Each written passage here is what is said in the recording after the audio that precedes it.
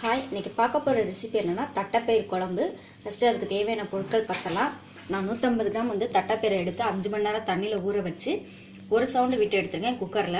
ஒரு சவுண்டு விட்டதுலேயும் இந்த மாதிரி நல்லா வெந்துருச்சு. இங்கே பாருங்க, நல்லா அமுந்துது. ஒரு சவுண்டு தான் விட்டேன் குக்கரில்.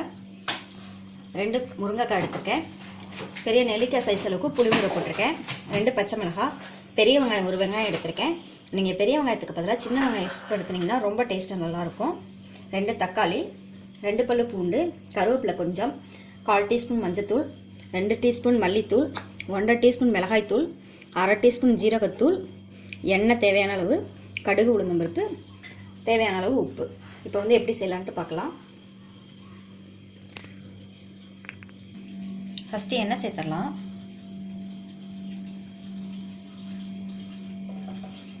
இப்போ கடுகு உளுந்தம்பருப்பு சேர்த்துக்கலாம்.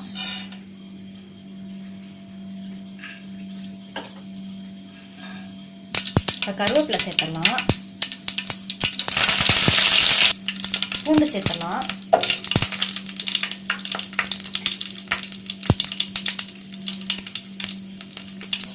வெங்காயம், பச்சை மிளகாய் சேர்த்துடலாம்.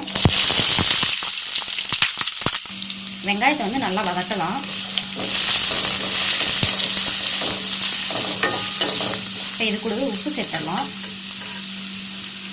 இப்போ தேவையான அளவு உப்பு சேர்த்துக்கலாம். இது வதங்கட்டும். இது கூட மசாலா சேர்த்துடலாம். மல்லித்தூள், ஜீரகத்தூள், மஞ்சள் தூள்,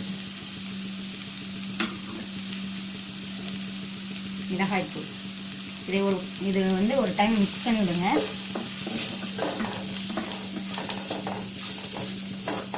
இப்போ இதில் தக்காளி சேர்த்துடலாம்.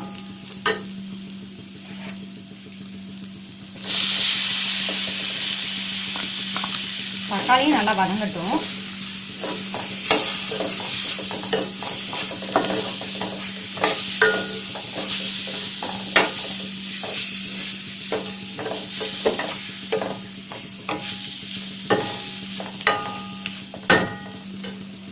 தக்காளியும் நல்லா வதங்கிடுச்சுங்க. இப்போ முருங்கைக்காய் சேர்த்துடலாம். இதே நல்லா மிக்ஸ் பண்ணி விடுங்க.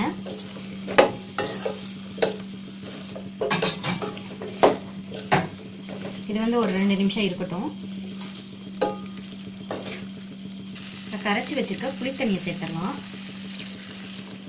இதே நல்லா மிக்ஸ் பண்ணி விடுங்க. இப்போ தேவையான அளவு தண்ணி சேர்த்துக்கலாம். நான் தேவையான அளவு தண்ணி சேர்த்துட்டேங்க. நான் இந்த அளவுக்கு சேர்த்துருக்கேன்.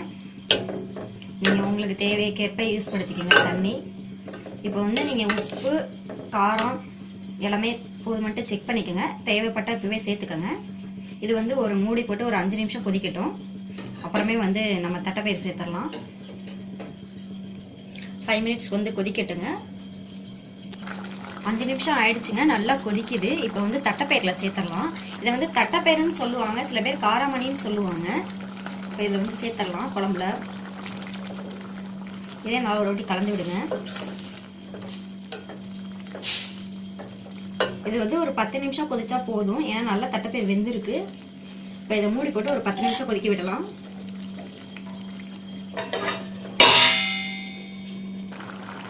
தட்டைப்பயிர் குழம்பு ரெடி ஆயிடுச்சுங்க. நல்லா கொதிக்குது பாருங்க. எல்லாமே நல்லா வெந்துருச்சு. முருங்கைக்காய், தட்டைப்பயிர் ஆல்ரெடி வேக வச்சு தான் எடுத்துருக்கோம். நல்லாவே வெந்துருச்சு. எல்லாமே எனக்கு கரெக்டாக இருக்குது. இப்போ ஸ்டவ் ஆஃப் பண்ணிடலாம். நீங்களும் உங்கள் வீட்டில் இந்த மாதிரி ட்ரை பண்ணி பாருங்கள். இந்த வீடியோ பிடிச்சிருச்சுன்னா சேனலை சப்ஸ்கிரைப் பண்ணுங்கள். தேங்க்யூ.